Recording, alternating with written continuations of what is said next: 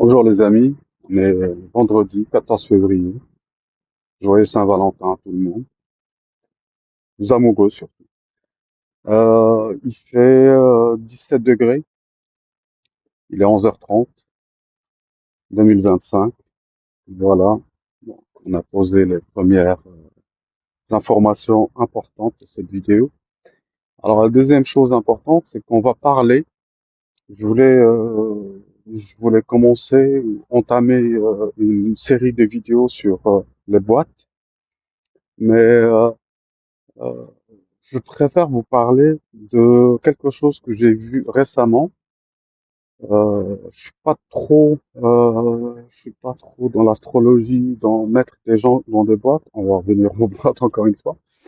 Mais c'est vrai qu'il y a certaines choses qui m'intriguent. Alors, la première chose qui m'a intrigué, c'est cette histoire entre, euh, ils veulent mettre en confrontation ou en compétition un mâle sigma avec un mâle alpha. Alors, si vous voulez mon avis, euh, c'est rare, c'est rare. Euh, à partir d'un certain moment, quand on a compris qui on est, ce qu'on fait ici sur Terre et quelle est notre place dans la société, on, on ne cherche plus la confrontation euh, avec qui que ce soit.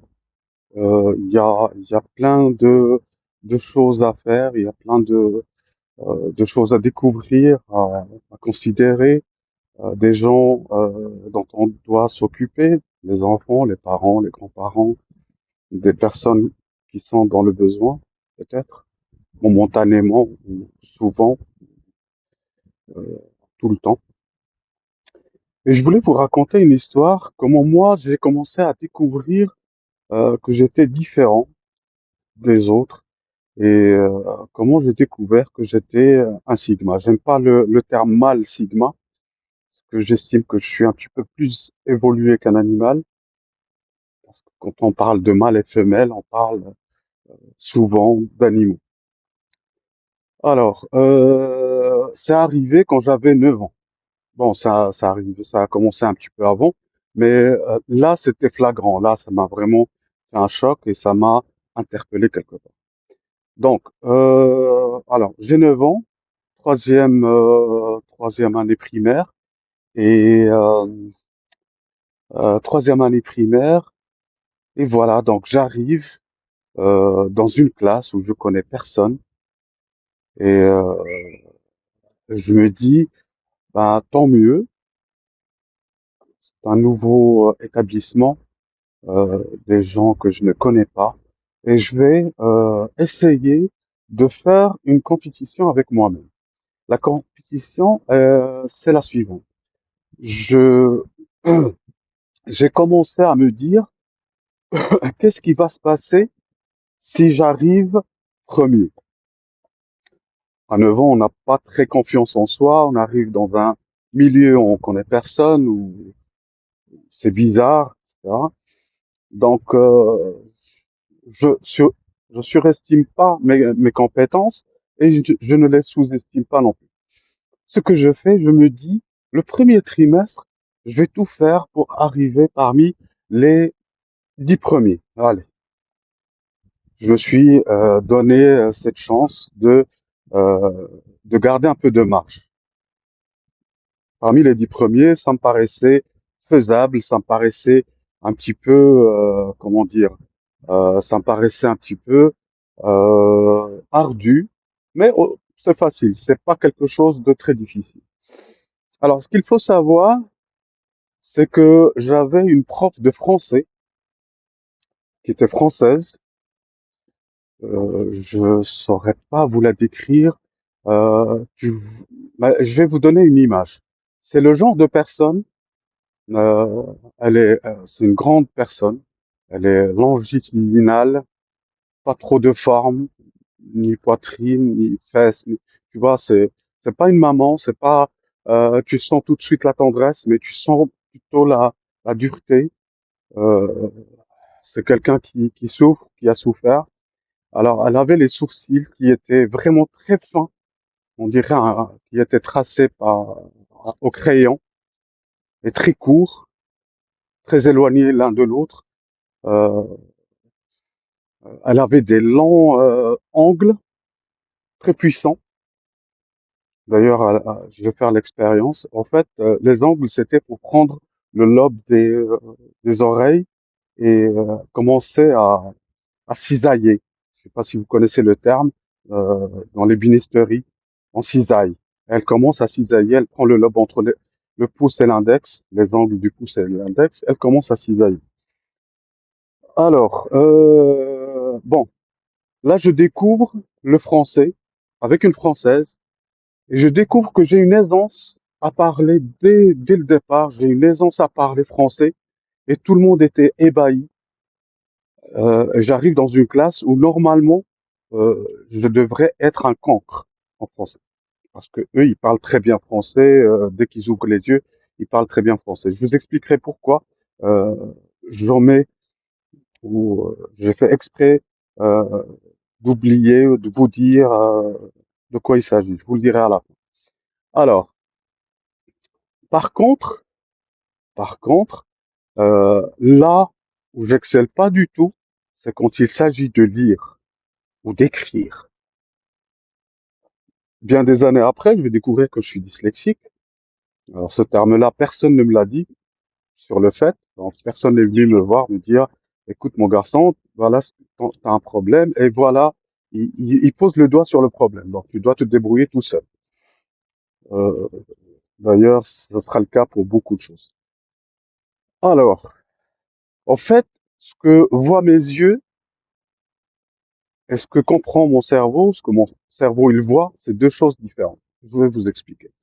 Alors, quand je commence à lire et que j'arrive à un mot où il y a plus d'une syllabe, alors je lis la première syllabe et mon cerveau, si vous voulez, il, euh, il termine avant même que mes yeux ils aient le temps de voir la deuxième syllabe.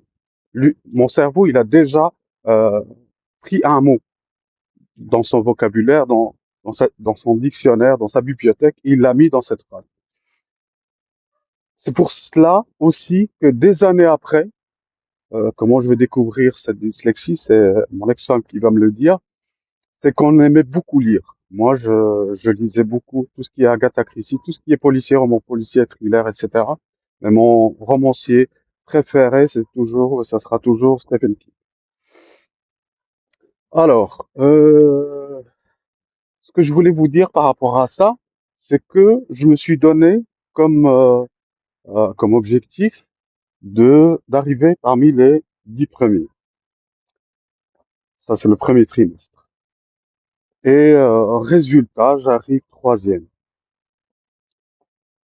Et il y avait deux personnes devant moi, donc un garçon et une fille. La fille était première.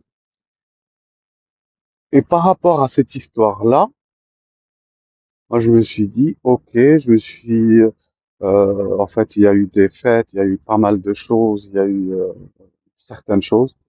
Je me suis dit, ok, donc troisième, c'est pas mal. Peut-être c'est une erreur. Je dois faire attention le deuxième trimestre. Mes parents étaient ravis, étaient contents, mais sans plus. Aucune démonstration d'affection, d'amour, comme d'habitude. Donc, le deuxième trimestre, je me suis dit, pourquoi ne pas viser la première place? Voir ce que ça fait. Grave erreur. Alors, le deuxième trimestre, moi, je pensais que le premier et le deuxième, ils allaient être en compétition. Alors, le deuxième, je sais pas à quel rang il a fini. Et la première, celle qui était première le premier trimestre, elle est arrivée cinquième ou quatrième, je me rappelle plus très bien.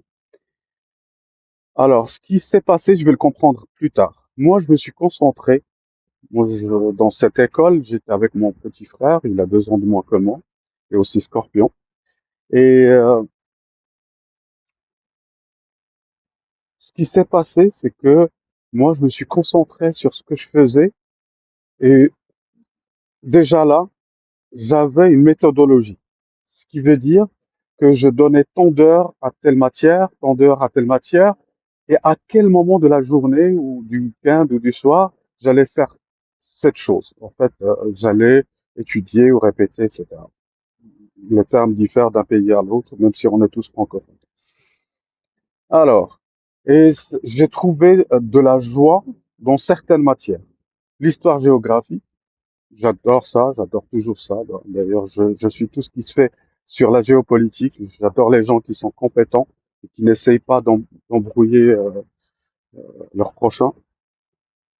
Si vous voulez quelqu'un qui excelle dans ça, c'est Idrissa Berkane, géopolitique, et il vous explique. En fait, tout est lié dans la vie. Tout est lié. Et aussi, ça, c'est la chose que je préfère, en fait, que je préférais quand j'étais écolier, étudiant, etc. C'est les maths. Et les maths, ça va me poursuivre. Je comprends pas, je comprenais pas, je comprendrai jamais les gens qui te disent je déteste les maths.